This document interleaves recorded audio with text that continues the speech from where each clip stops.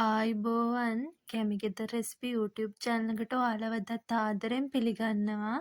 මං අද ඔයාලට අරන් ආවේ රසම රස පරිප්පු කරි එකක් හදාගන්න විදිය. එහෙනම් අපි බලමු කොහොමද මේ රස පරිප්පු කරි එක හදාගන්නේ කියලා. මං අද මෙතන අරන් තියෙන්නේ කහ පරිප්පු ග්‍රෑම් 150ක් විතර. මේ ප්‍රමාණය 3-4 දෙනෙකුට ප්‍රමාණවත් වෙනවා. ඔයාලට කැමති පරිප්පු වර්ගයක් ගන්න පුළුවන්. මුලින්ම මම මේකට එකතු කරගන්නවා කපාගත්ත පොඩි බීලුණු ගෙඩියක්. රතු ලූණු උනත් අපිට එකතු කරගන්න පුළුවන්. සුදු ලූණු බික් දෙක තුනක් දෙකට කපාගෙන අරන් තියෙනවා. කරපිංචා. මම මෙතනදී කැටලුණු පාවිච්චි කරනවා පරිප්පු එකට. අපිට මේ කැටලුණු වලින් පරිප්පු එක රසවත් කරගන්න පුළුවන්. කහ කුඩු තේ හැඳි කාලක්. ඊට පස්සේ මම මේකට වතුර කෝප්ප එකහමාරක් දාලා පරිප්පු එක උයා ගන්නවා. අපි වතුර එකතු කරගන්නේ පරිප්පු එක වැහෙන ප්‍රමාණයට. ඊට පස්සේ මේ ටික හොඳට කලවම් කරලා පරිප්පු එක උයා ගමු. මෙතනදී මම පියනකින් වහලා මේ විදිහට පරිප්පු එක විනාඩි 5ක් උයා ගන්නවා. මේ තියෙන විනාඩි 5කට පස්සේ පරිප්පු එක දැන් හොඳට තැම්බිලා තියෙන්නේ. ඒ වෙලාවේදී මම එකතු කරගන්නවා කුරුඳු පොතු කෑලි දෙක තුනක්. අපි කුරුඳු පොතු එකතු කරන්නේ පරිප්පු එක සුවඳවත් වෙන්න. මේ විදිහට හොඳට කලවම් කරගන්නවා පරිප්පු එක. ඊට පස්සේ මම මේකට එකතු කරගන්නවා පොල් කිරි වලින් කප් එකක්. ඔයාලා කැමති ප්‍රමාණයක් එකතු කරගන්න පුළුවන්.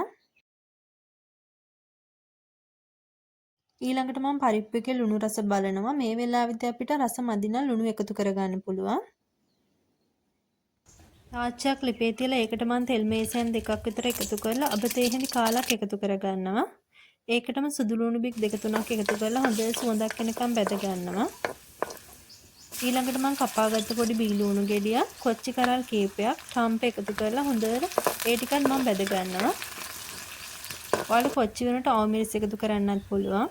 ඊට පස්සේ මම එකතු කරගන්නවා අමු 3-5 තේ හැඳි කාලා, කෑලි මිරිස් තේ හැඳි භාගයක් එකතු කරලා ඒ ටිකත් මම හොඳට බැද ගන්නවා.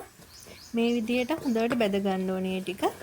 එතකොට තමයි අපේ පරිප්පු එක ගොඩක් රසවත් වෙන්නේ. ඊට පස්සේ මම එකතු කරගන්නවා අර හදාගත්ත පරිප්පු ටික.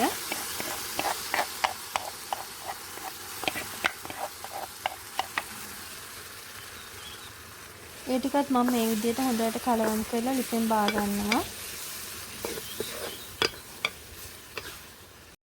මේ තියෙන මං හදාගත්ත රසම රස පරිප්පු එක. ඉතින් ඔයාලටත් මේ විදිහට ලේසියෙන්ම රසට පරිප්පු එකක් හදලා රස බලන්න පුළුවන්. මේ පරිප්පුවත් එක්ක අපිට බත්, පාන්, රොටි, ඉන්දියාප්ප වගේ ඕනි දෙයක් එක්ක කන්න පුළුවන්. ඉතින් මේ විදිහට ඔවත් ගෙදරදීම රසට පරිප්පු කරි එකක් හදලා රස බලන්න.